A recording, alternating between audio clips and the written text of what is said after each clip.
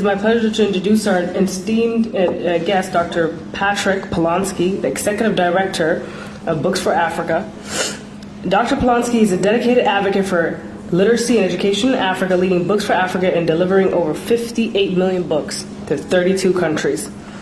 With more than 2 decades at the helm of Books for Africa, Dr. Plonski has transformed educational opportunities for millions, making the organization the largest provider of donated books to the continent.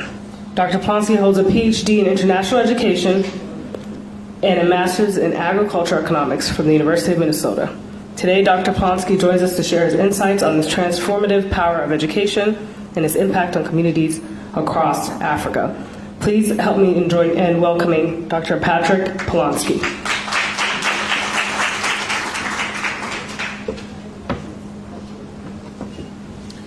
Thank you so much. It's my honor to be here for this 2024 East Africa Leadership Summit, sponsored by the Minnesota Institute of Horn of Africa Studies. So thank you for this tremendous opportunity, and thank you to Executive Director Mohammed Ishmael for this opportunity. We appreciate it very much here. And I have a few slides that we can get them going. So while we're waiting for the PowerPoint to load up, I can just tell you that Books for Africa is the world's largest shipper of books to the African continent. We have sent over 60 million books now. And we sent books to every single country in Africa. So that's all of the countries in East Africa and all of the countries everywhere in Africa. So there are 55 countries in Africa, and we have shipped books to every single one of them. Over 60 million books and over 5 million digital books as well. And so the reason this has happened, as much as I would like to take credit for it, is because of the African diaspora. People like yourselves here in this room, the supporters and diaspora from those African countries, who make those connections to tell us where the books should go and who actually do the distribution in Africa. We don't have any staff in Africa, so the books are all distributed by Africans. And it's sort of like Amazon.com, except instead of ordering one book, you get a container of books, which is 20 tons of books. And so we've been doing this for 36 years. This is now our 36th year in running. And we have had the opportunity to work with numerous members of the African Diplomatic Corps, including just most recently we had the ambassador from Rwanda here, and hosted a reception in Washington, D.C., where we had representatives of 13 African countries representing. So this is our warehouse in Atlanta, Georgia. We are based here in St. Paul, Minnesota, and we collect books, and many of the board members live here. About half of our board members are members of the African diaspora. That's what makes Books for Africa strong, keeps it going. But then there's this operation is in Atlanta, Georgia. It is a warehouse about the size of a football field, and that's where all the books are collected, sorted, and distributed. About 10,000 volunteers a year. And this shows just from the very small beginnings. Some of you here are working with small organizations, NGOs. We started that way, sending, first delivery was like a bag of books. This past year we sent 4 million books. So it's all about getting the connections, and the connections with everyone. African diaspora, Rotary clubs, family foundations, everyone working together, because everyone can play a role. We can't all play the same role because that's not where our strengths are, but we can play roles. We have different roles to play, and I think if we all do what we do best, good things happen. So some of you may recognize some of these countries here. So Kenya, for several years running, has been the #1 recipient of Books for Africa. So has received well over almost 1 million books. This is over a 12-month period. So you see there also Ethiopia receiving 280,000 books. That's just in one.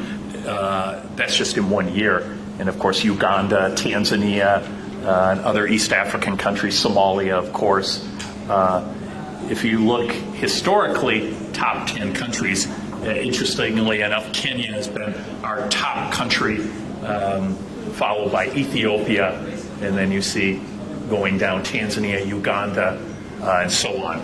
We've also sent over 1 million books to Somalia over the years. And all of this is driven not by where I want books to go, but by where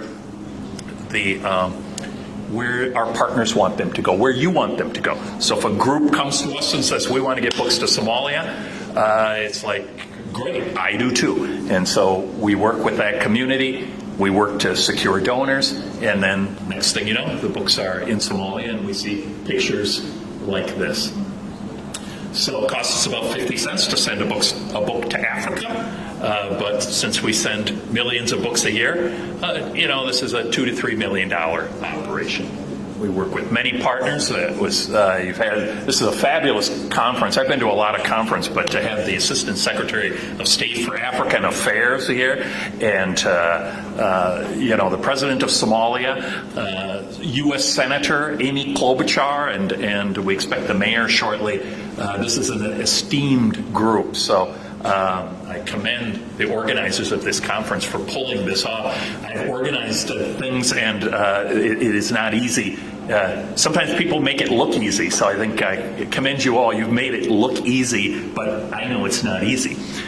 So anyway, we work with the U.S. Department of Defense, the U.S. State Department, the Peace Corps, Rotary, and a lot of these folks who you may not know of, but they are maybe important in their own way. They may be book suppliers or something like that, or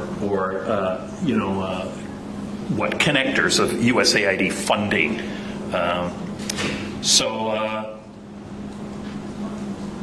Some special initiatives that we have. We send books, French language books. We send local language books. We've custom printed books in Somali and sent them to Somalia across the country from all 5 points of the star. Those were some books that were put together by the Minnesota Humanities Commission. They were bilingual, Somali and English, and Somali folk tales. We've done other books in local languages in Amharic and Oromo, and a few other languages, Kiswahili and Malagasy. So that's an important thing. Obviously, most of the books we send are in English because that's what we have, and that's so much in demand. But if there's ways we can get books in French or Portuguese or local languages, we do that as well. We have a medical book program run by Merck. We send a lot of law and human rights books funded by Thomson Reuters. An agricultural program, girls empowerment collections, very important for encouraging women and girls to be all they can be.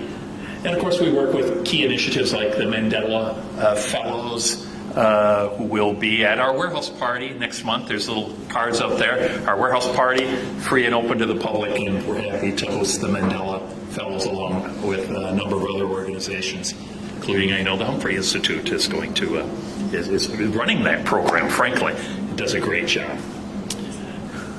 You recognize our good friend with Afro Deli here, Kahin, I believe from Djibouti, Somali from Djibouti, and he's holding one of our Somali language books there. It's just showcasing our local language content. So, and last but not least, feedback and evaluation. Getting feedback from the people you're serving is important, and a lot of times that's people from the countries that we serve. So talking to people like yourselves is the way to get that done. What do you think of these books? Are these books any good at all? If we did it, what could we do to make it better? Those are the sorts of questions. And then there's also more formalized surveys. Our goal is always to, when we send books, it's like, are the books useful? Were they useful to you? And were they high quality? And thankfully, over many years, and I think we've done 36 countries that has been what the answer has come back to be. So thank you very much. Appreciate, again, the opportunity to be with you here today. And I'll be here, so if anyone wants to get books to any country that you have that's of interest, be happy to work with you. Thank you.